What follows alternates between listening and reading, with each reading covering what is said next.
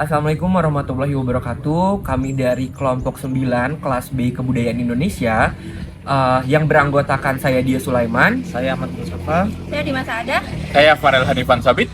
Oke, baik. Kami sedang berada di Desa Wisata Jatimulyo, di mana kami ingin mewawancarai salah satu narasumber pengelola Desa Wisata Jatimulyo untuk mengulik lebih dalam tentang 4A dan atraksi budaya yang menjadi keunikan serta keunggulan Desa Wisata Jatimulyo. Untuk itu, ikuti terus keseruan kami. Baik, sebelumnya terima kasih banyak Mas atas kesempatannya untuk dapat kami wawancarai pada kegiatan tugas mata kuliah kami, yaitu mata kuliah Kebudayaan Indonesia. Jadi pada kesempatan kali ini kami ingin mewawancarai terkait pengelolaan di Desa Wisata Jatimulyo terkait 4A, yaitu aksesibilitas, amenitas, atraksi, dan ancillary.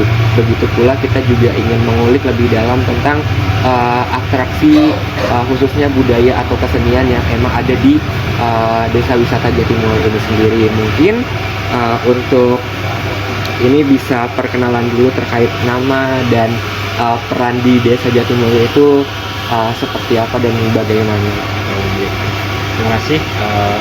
Langsung saja, perkenalkan nama saya Suhandri, ya biasa dipanggil Andri begitu.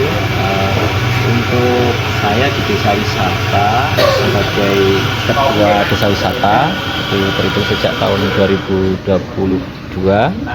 sampai nanti di tahun 2027. Kemudian sebelumnya saya juga sudah ikut berkecimpung di Desa Wisata. Waktu itu saya membantu di pemandu lokal begitu. Oke, baik. Mohon maaf mungkin sedikit memotong, suaranya agak dikeras. Oh gitu. Oke, siap. Mungkin boleh diceritakan nggak sih Mas sejarah singkat Desa Jatimulyo ini sendiri bagaimana? Baik, kalau untuk sejarahnya itu awal-awal itu kan jadi bermula dari kegiatan konservasi. Dulu banyak mahasiswa pencinta alam itu khususnya baik dari UGM, dari UIN, dari universitas yang lainnya itu melakukan sebuah pengamatan terkait pengamatan burung maupun pengamatan anggrek hutan itu. Nah, itu sekitar tahun 2002 sampai 2004. Kemudian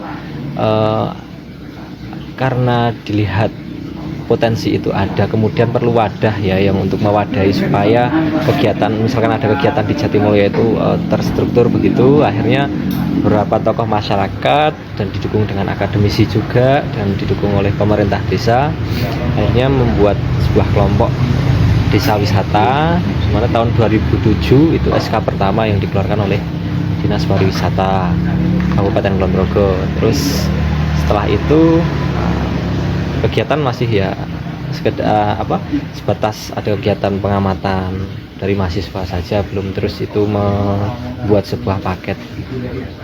Awal pembuatan paket itu sekitar tahun 2014 karena ada syarat harus ada paket karena waktu itu kita mau ikut lomba desa wisata tingkat provinsi begitu.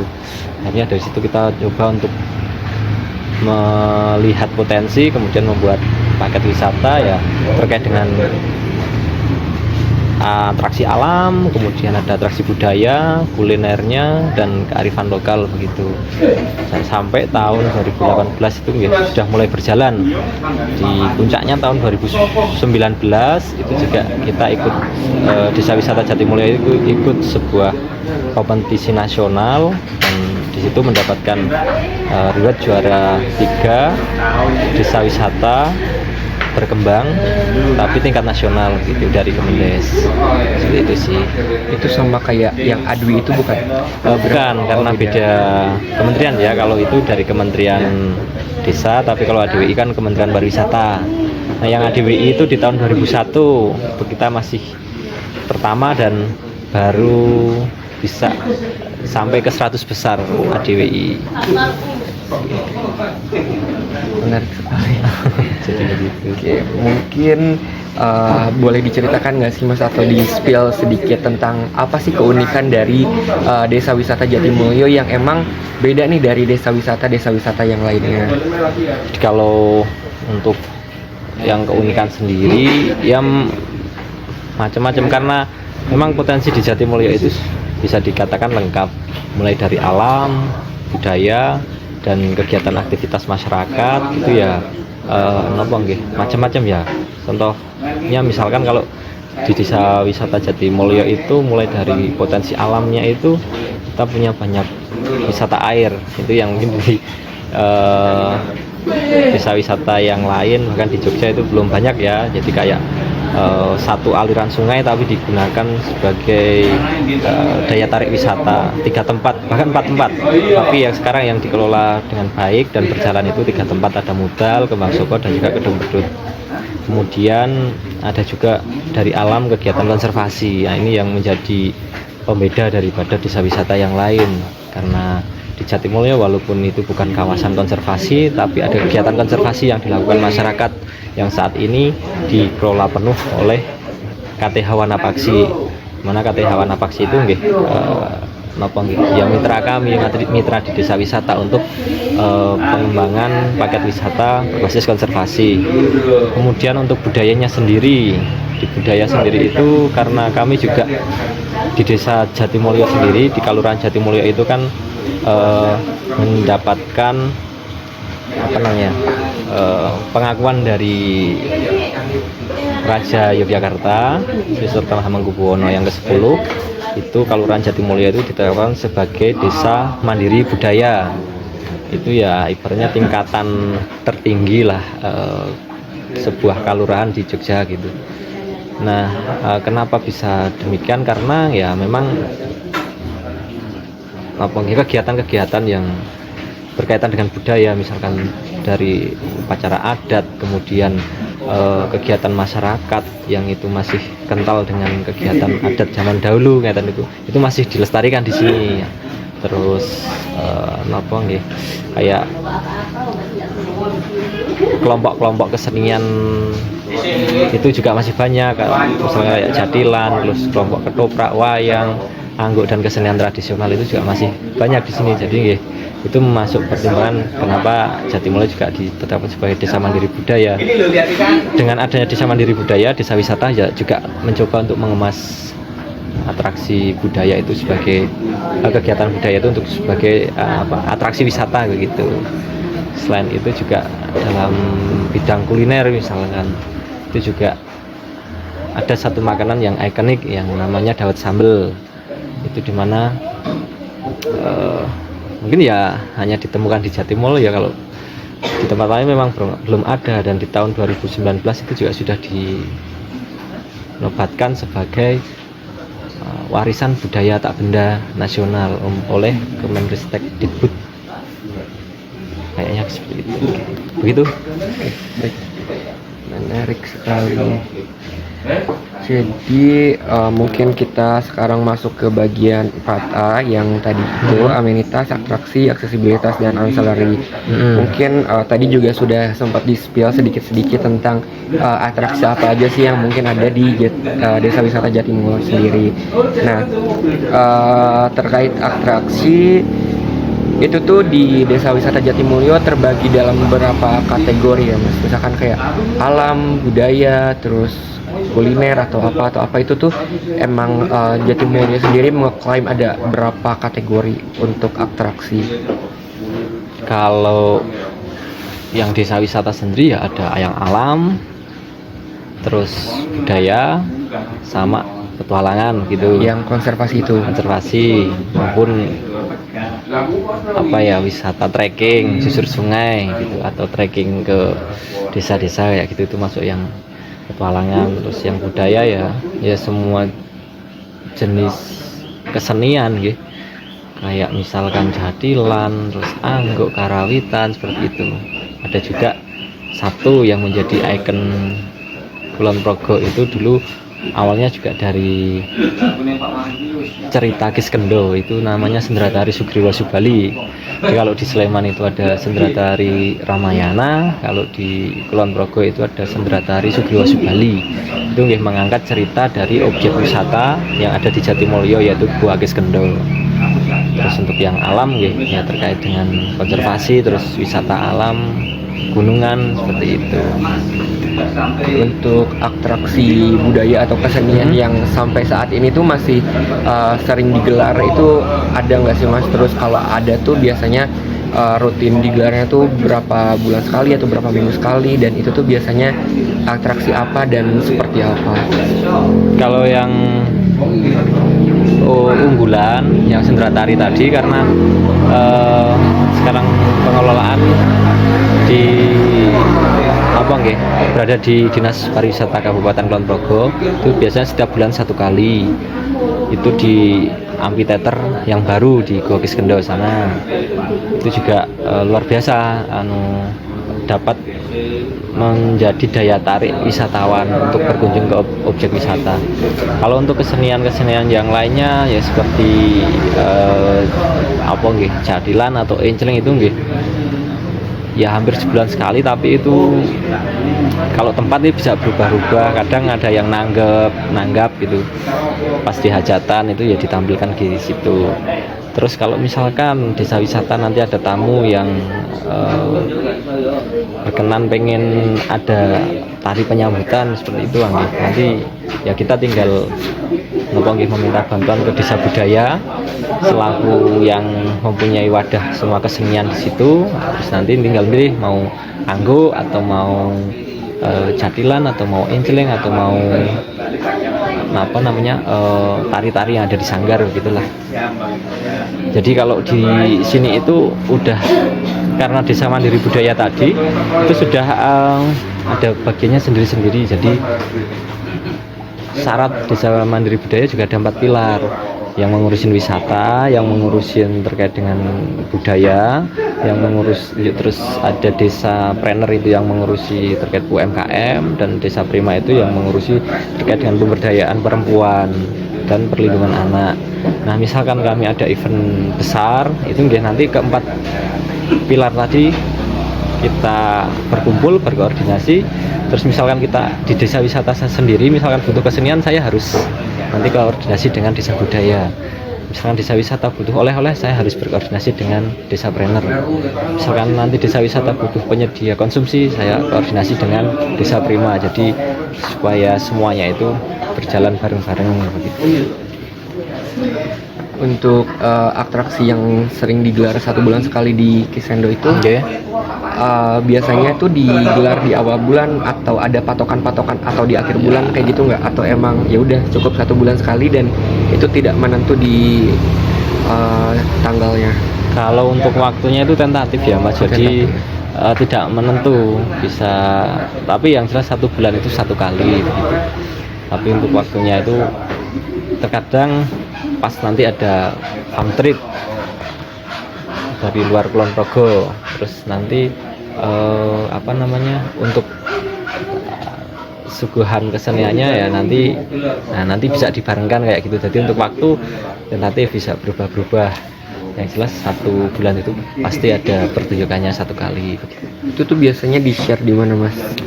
Di sosial media terus nanti di desa-desa wisata itu di-share supaya nanti warga sekitar nonton.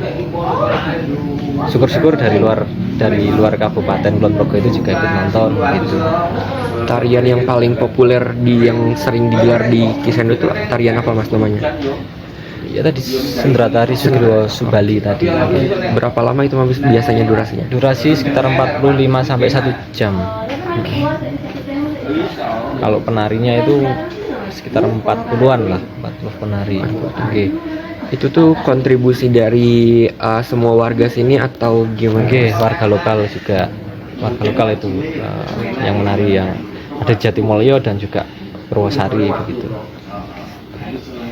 Itu tuh kebanyakan range usianya dari anak-anak muda, atau maksudnya partisipasi anak muda atau udah yang mulai dari yang SD, SMP, SMK sampai yang remaja. Oke, gitu. Ya. Mungkin untuk selanjutnya saya bakal tanya terkait amenitas. Mungkin amenitas yang ada di Desa Jatimulyo ini tuh apa aja sih Mas yang mendukung pariwisata? Ya, yang pertama homestay tadi, terus seperti pendopo-pendopo yang ada di setiap daya tarik wisata maupun destinasi, kemudian musola, toilet itu pasti sudah ada tersedia di sana. Kemudian kalau tempat yang lainnya seperti camping ground itu nggih dulu di Kiskendo, tapi berhubung ada pengerjaan amphitheater itu sementara ditutup dan dialihkan. Di beberapa tempat juga seperti Gubuk Selang, kemudian di sana itu ada rencana mau dibuat camping ground juga namanya Gunung Tumpeng, tapi yang mengelola ini teman-teman dari Mudal, baru tahap pembangunan begitu. Terkait homestay-nya sendiri biasanya range harganya tuh berapa Mas per malam?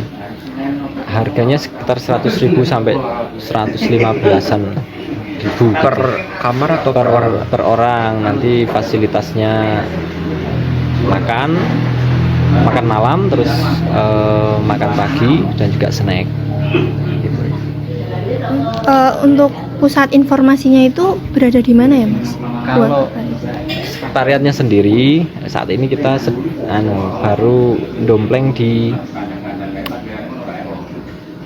area kantor kelurahan, tepatnya di kantor BUMDes. Nah, karena tahun 2019 kan kita juga ada kekancingan ya sama BUMDes waktu itu, karena untuk kebutuhan kita ikut lomba juga, karena kita harus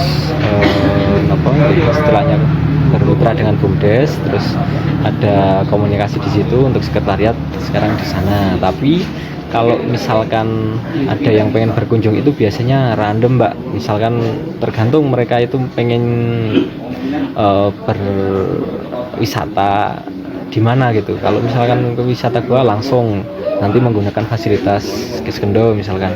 Kalau misalkan di wisata alam Kembang Soko, nanti bisa di Kembang Soko atau di Kopi Sulingan ini. Tapi yang sering di Kopi Sulingan ini karena kebanyakan wisatawan kan mereka pengen atraksi yang terkait konservasi atau pengolahan gula atau pengolahan kelanceng seperti itu. Nah, itu kebetulan kan dekat sini. Nah, kita menggunakan fasilitas walaupun itu bukan punya desa wisata, tapi kalau di situ ada tempat yang memungkinkan ya kita pakai untuk memberdayakan masyarakat yang memiliki tempat untuk ya yang representatif untuk berkumpul begitu. Ya. Masyarakat di sini diikutkan dalam pengelolaan amenitasnya ya Pak? Oke.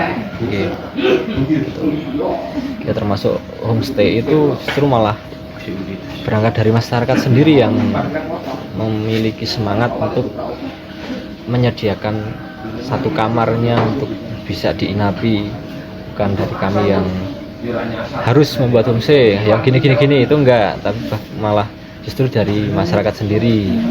Jadi kalau untuk homestay memang kalau di Jatimulyo masih ya seperti yang apa adanya gitu, belum terus kita mendekati yang standar internasional, tapi kita memang mencoba nanti untuk ke situ tapi pelan-pelan. Nah, karena memang itu juga menjadi kegelisahan kami, karena terkadang ada tamu yang tidak bisa di toilet yang jongkok gitu, harus toilet duduk. Nah, otomatis mereka nggak jadi nginep sini. Nah, kemarin tahun 2022 kami sounding ke Kalurahan, mengeluh karena banyak wisatawan yang terkendala pengen nginep tapi terkendala di toilet. Akhirnya di tahun 2023 ini ada fasilitas dari Kalurahan untuk fasilitas ke pemilik homestay untuk pembuatan toilet duduk gitu. Ya, untuk mensupport wisatawan juga. Mungkin yang selanjutnya masuk ke aksesibilitas ya. Jadi mungkin beberapa wisatawan kan ada yang dari pusat Jogja Mas, maksudnya kalau mau berkunjung ke sini pergerakannya kebanyakan mungkin di pusat Jogja. Nah, mungkin kalau aksesibilitas ke sini ada transportasi umum atau mungkin ada dari Desa Jatimulyo kayak ada shelter untuk menjemput ke pusat Jogja, atau mungkin transportasi umum yang paling deket tuh ke sini tuh lewatnya atau naiknya apa gitu, Mas? Ada nggak? Kalau untuk aksesibilitas itu ya dulu pernah ini kayak misalkan temen makrab kan ibaratnya ya waton tekan gini gitu ya. Mereka pengen dijemput ya, kita ada fasilitas tapi jadinya pakai truk itu ya, jadi ya memang sudah terbiasa. Jadi truk di sini kan biasa untuk ngangkut kayu gelondongan naik turun udah biasa gitu. Akhirnya terus ditawarin pakai ini, mau nggak mau ya udah terus mas diisi gitu. Terus kalau untuk yang wisatawan dengan jumlah mungkin banyak yang mereka harus menggunakan bis, itu sebenarnya bisa mas, asalkan drivernya itu memang sudah tahu medan dan memang berani, dan juga kendaraannya harus memang benar-benar sehat ya gitu. Tidak ada yang rusak. Kalau yang sering itu ya medium bis itu sering naik bisa, jadi lewatnya Kenteng Nanggulan itu naik ke atas. Kalau untuk yang umum itu awal-awal bandara YIA itu dibuka, itu memang sempat beberapa bulan itu ada shuttle yang itu menghubungkan antara YIA ke Borobudur, terus transitnya di Kiskendo, terus Kiskendo ada juga yang ke stasiun Tugu. Tapi itu masih uji coba, dan karena peminatnya itu nggak banyak, akhirnya terus berhenti begitu. Jadi tidak diteruskan. Tapi sempat ada angkutan ya bahkan setiap jam pakai HiS itu naik turun di sini. Ini kan karena Jatimulyo juga cukup strategis karena jalur yang menghubungkan antara bandara Yogyakarta Internasional yang baru itu menuju ke Borobudur itu lewat jalan besar yang di bawah itu mas, lewatnya sini gitu. Ya nanti ke depan sudah ada rencana untuk pelebaran jalan untuk yang tadi menghubungkan antara bandara dan juga Borobudur. Mungkin yang selanjutnya kan beberapa wisata mungkin belum familiar dengan jalan pegunungan gini ya mas, maksudnya masih beberapa mungkin ada yang pertama kali berkunjung ke sini, maksudnya mau ke sini tapi perjalanannya aksesibilitasnya karena ini pegunungan mungkin ada yang naik turun. Nah mungkin dari masnya ada ini nggak sih mas, rekomen jalan terbaik untuk menuju ke desa Jatimulyo gitu mas? Ya kalau untuk yang istilahnya tidak terlalu nanjak itu, kalau misalnya dari Jogja itu bisa menuju ke Jalan Godean, kemudian ke barat sampai perempatan Kenteng Nanggulan itu nanti belok kiri, sampai situ ada perempatan Janti namanya, itu belok kanan lurus sampai Kecamatan Girimulyo, itu naik nanti sampai ke Jatimulyo. Itu memang jalannya kalau dibanding dengan yang Kenteng Nanggulan lurus itu agak sedikit landai, cuman untuk luas atau lebarnya jalan itu cuma 3 meteran lah mas, jadi masih bisa papasan nggak kalau mobil, tapi tidak selebar yang jalan Kenteng Nanggulan ke atas itu. Pernah juga dulu ada yang memang pengen benar-benar ke Jatimulyo, jadi yes pokoknya apapun yang terjadi pengen ke Jatimulyo gitu. Akhirnya saya tanya naik apa gitu, naik bis tapi bisnya yang long itu ya, yang besar, karena itu kebetulan dari Jawa Barat. Terus wah drivernya itu belum hafal kayaknya toh, terus akhirnya saya tawarkan ini kalau ke Jatimulyo kalau naik pakai long itu ya kalau supirnya belum terbiasa agak menakutkan gitu, tapi nggak apa-apa, kami ada temen jadi seperti biro perjalanan, dia bisa menyediakan bis, jadi kita shuttle dari situ, jadi turunnya di Kenteng Nanggulan, dari situ terus ganti bis transit, ganti bis dengan medium bis, terus akhirnya tetap ke sini ya walaupun itu nanti di untuk di anggaran pasti lebih nambah ya. Gitu. Tapi ya demi keselamatan. Dan itu. Pertanyaan selanjutnya, Okay. Mas, ada nggak apa ya, di desa wisata Jatimulyo ini ada nggak lembaga yang berperan dalam pelestarian desa Jatimulyo sendiri? Oh, kalau itu dari intern atau ekstern? Boleh dua-duanya, Oh, intern dan ekstern. Jadi memang sejauh ini tuh sudah berkolaborasi untuk sama-sama memajukan dan iya. mengembangkan Jatimulyo ini sendiri. Ya, kalau yang dari dalam itu nggih, ini teman-teman kami dari kelompok Tani Hutan Wanapaksi. Jadi sebuah kelompok yang ada di desa yang dulunya itu anggotanya mantan pemburu burung, kemudian mereka itu insaf terus dari berburu sekarang menjadi pemerhati, terus membuat sebuah perkumpulan namanya MPBJ, Masyarakat Pemerhati Burung Jatimulyo. Nah, kegiatan mereka memang karena awalnya seneng burung, terus sekarang udah berpindah itu mikir gimana sih ini caranya kita tetap dapat tambahan ekonomi dari burung gitu, tanpa kita mengambil atau menjualnya begitu. Nah, itu terus di situ akhirnya ada solusi yang dulu dari Kopi Sulingan itu dirintis, namanya sebuah program adopsi sarang burung yang dimana itu memang sangat bermanfaat itu bagi mantan-mantan pemburu dan juga masyarakat sekitar. Kita bisa mendapatkan ekonomi dari sangkar atau sarang burung tanpa mengambil burung juga. Kemudian program kegiatan itu dari tahun 2014 itu sampai 2016 terus berjalan dengan bagus.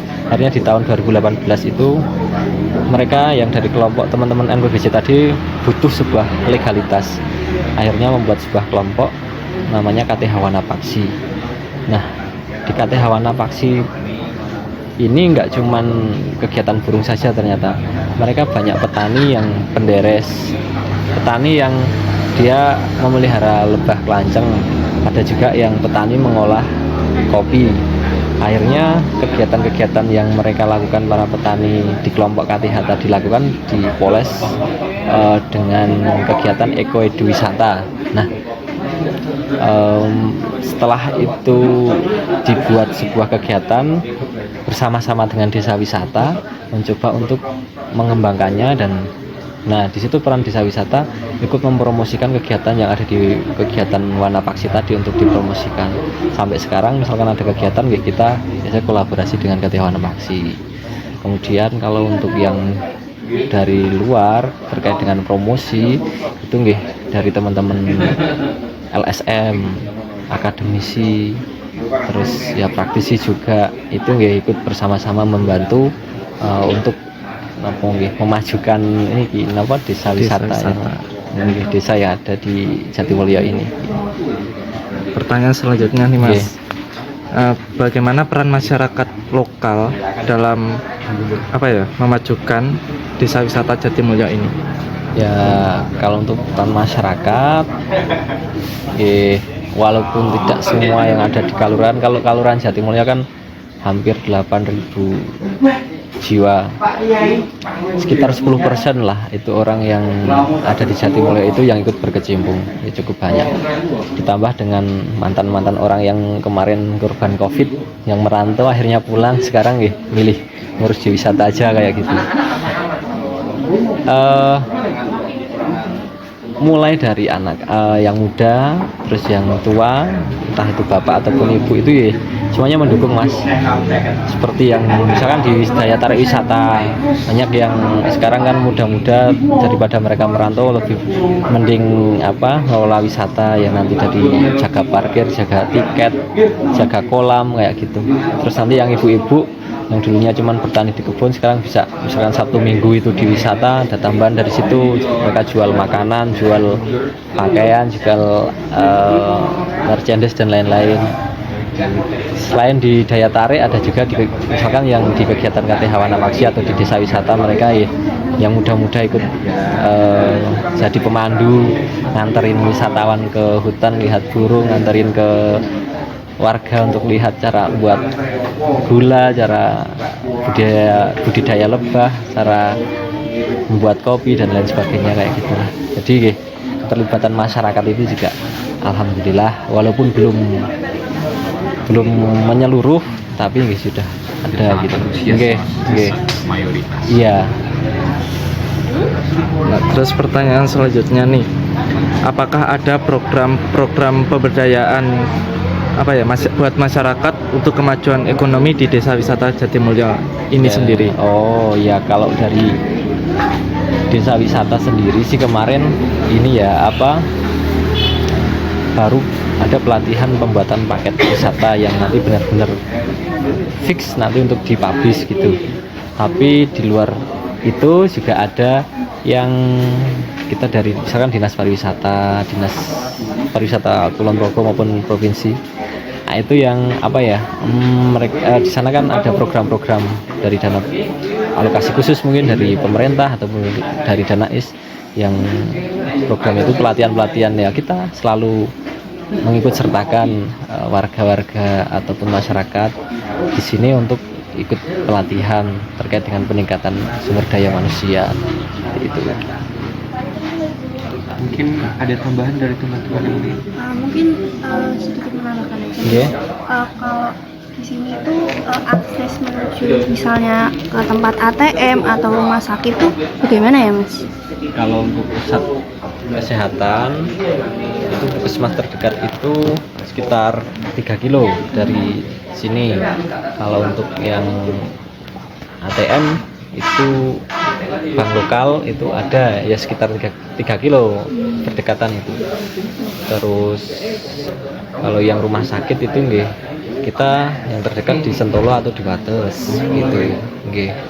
Tapi nggih selama ini alhamdulillah kalau misalkan ada insiden baik di jalan menuju wisata maupun sudah di dalam wisata itu nggih, dari teman-teman pengelola itu sudah istilahnya gercep gitulah.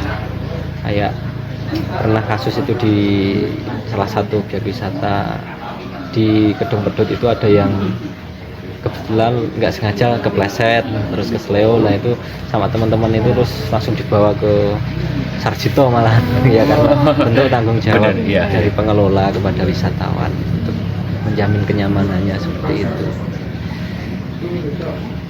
Mungkin ini sih Mas, saya mau tanya tentang atraksi. Mungkin ada atraksi yang kedepannya yang lagi dikembangin atau bakal ada atraksi baru lagi nggak sih Mas dari Desa Jatimulyo untuk waktu dekat ini? Kalau waktu dekat ini nggih, sementara untuk pengembangan untuk yang lebih baik dulu gitu Mas. Kalau untuk mencari potensi yang kiranya nanti akan dikembangkan itu biasanya kami sih sambil jalan. Kalau kita nyari-nyari gitu malah kadang nggak nemu, tapi kebetulan kemarin kok lihat bapak-bapak ada bapak kentongan, wah ini bagus ini kayaknya kalau dijadikan sebuah atraksi gitu, rondo tetek. Ya udah bapak-bapak, Pak latihan terus saja, kapan ada waktu ada tamu nanti bisa sebagai penyambutan kayak gitu. Nggih. Menarik. Sebenarnya itu nggih tinggal jeli-jeli kita melihat kegiatan masyarakat gitu. Nah, kita malah nyari-nyari golek-golek gitu malah kadang nggak ketemu, tapi dengan tidak sengaja yang masyarakat itu ya biasalah dilakukan gitu loh. Iya. Jadi tidak dibuat-buat gitu, malah justru itu yang terus bisa diangkat menjadi atraksi baru gitu. Kayak yang misalkan konservasi burung itu dulu nggak ada pikiran, terus sekarang akan bisa mendatangkan tamu dari mancanegara, tapi ternyata ya wis jalan gitu. Nanti nggak tahu ke depan mau bagaimana, mau gimana gitu nggak tahu, tapi ternyata dengan kita menunjukkan burung kepada orang aja itu bisa berdampak bisa menambah ekonomi bagi masyarakat gitu. Nah, misalkan ada yang fotografer burung itu biasanya Mas, itu mereka kan kalau orang yang pengen motret biasanya udah bawa list gitu, list ini burung yang ada di Jatimulyo, aku pengen burung ini gitu, ada listnya gitu.